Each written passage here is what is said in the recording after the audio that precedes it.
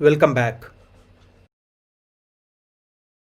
तो पहले इफ से इसको सॉल्व करते हैं। इफ में कैसे लिखेंगे, तो लिखेंगे इफ ए का वैल्यू इक्वल है, लेकिन हमें इस बार नंबर नहीं अल्फाबेट कंपेयर करना है। और अल्फाबेट कंपेयर करने के लिए या तो सिंगल कोट के बीच या डबल कोट के बीच हम लिखते हैं जो कंपेयर करना है। तो कंपेयर करना है 5 वॉवेल होते हैं, पता है, ए ई आई ओ यू। पहले चेक करेंगे हम ए के लिए, फिर यहां पर लिखेंगे और या, यानी एंड नहीं देंगे। और यहाँ पे लिखेंगे ई के लिए, ई को हमने चेक कर लिया है, आई को कंपेयर करेंगे, ओ को कंपेयर करेंगे और यू को कंपेयर करेंगे। ए ई आई ओ यू सबको कंपेयर कर लिए। इस सारे स्थिति में हमारा रिजल्ट जो होगा वो क्या होगा, वॉवेल होगा। तो लिखेंगे VOWEL वॉवेल। इल्स रिजल्ट क्या होगा, कॉन्सोनेंट होगा। लेकिन एक चीज ध्यान रखना है, यहाँ पे हमने केवल स्मॉल कैरेक्टर को कंपेयर किया है, यानी कि स्मॉल में सही काम करेगा, कैपिटल में ये गलत काम करेगा। तो हमें स्मॉल और कैपिटल दोनों को कंपेयर करना चाहिए था यहाँ पे। खैर, अभी हम रिजल्ट देखेंगे। तो वापस आते हैं पेज पे, इसको रिफ्रेश करते हैं और यहाँ पे वैल्यू डालते हैं स्मॉल ए, ओके करते हैं, नो रिजल्ट। कंसोल में आते हैं, कोई एरर आया, नो। ई को कंपेयर करते हैं, ओके करते हैं, कोई रिजल्ट नहीं है, यानी कुछ प्रॉब्लम है कोड में। सॉरी, रिफ्रेश कर ले एक बार और चेक करते हैं फिर से। ए हम डाल रहे हैं और ओके पे क्लिक कर रहे हैं, कोई रिजल्ट नहीं आ रहा है। कोड में आते हैं और यहाँ पे चेक करते हैं, तो रिजल्ट हम ले तो रहे हैं, रिजल्ट को दिखा नहीं रहे थे दरअसल में। तो यहाँ पे लिख देते हैं रिजल्ट को दिखाने के लिए। वापस आते हैं, रिफ्रेश करते हैं, यहाँ पे ए लेते हैं, ओके पे क्लिक करते हैं, वॉवेल दिया, बी को लेते हैं और ओके पे क्लिक करते हैं, ये कॉन्सोनेंट दे रहा है, बिल्कुल सही है। वापस से कोड में आते हैं और अभी जो हम बता रहे थे वो था हमारा इफ कंडीशन।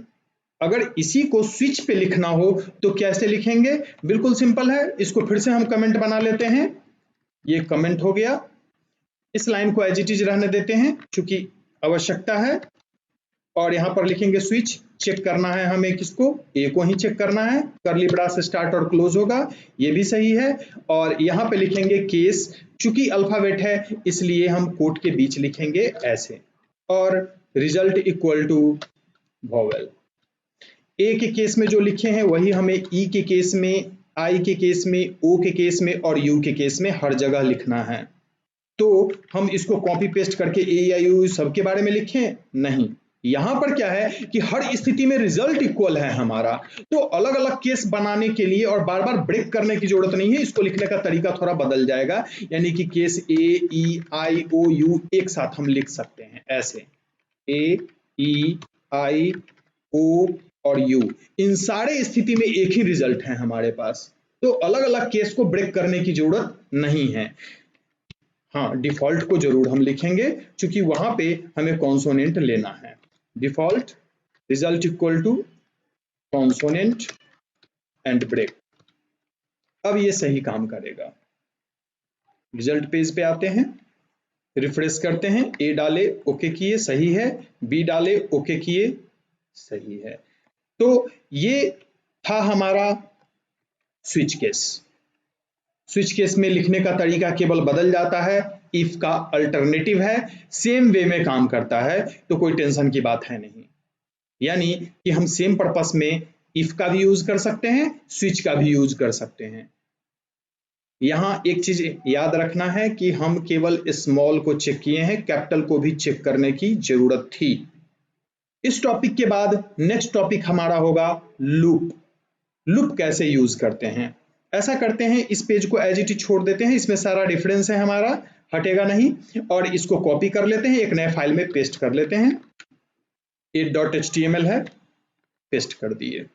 और पहले इसको क्लीन कर लेते हैं जो हमारा एक्स्ट्रा लिखा हुआ है। नेक्स्ट टॉपिक लूप है हमारा। लूप में आते हैं और सबसे पहले यहाँ पर हम एक क्वेश्चन लेते हैं कि एक नंबर डालना है और उस नंबर का हमें टेबल डिस्प्ले करना है।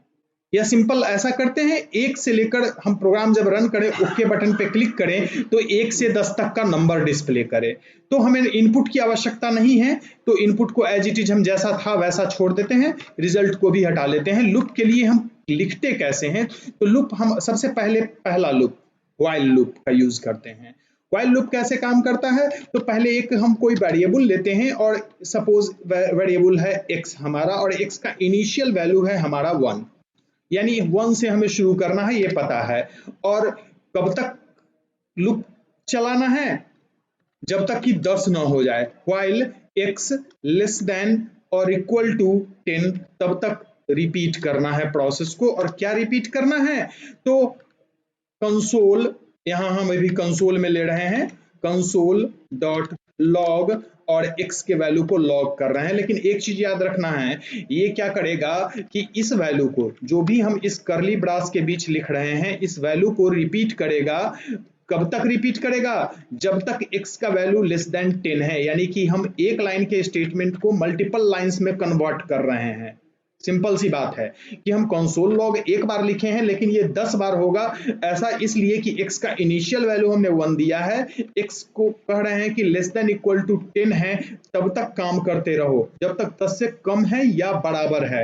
और हर बार क्या करो, कंसोल लॉग करने के बाद x के वैल्यू को 1 से इंक्रीज करो, तो लिखेंगे x equal to x plus 1, यानी x का जो प्रीवियस वैल्यू है उसमें 1 जोड़ो और x में ही स्टोर कर लो।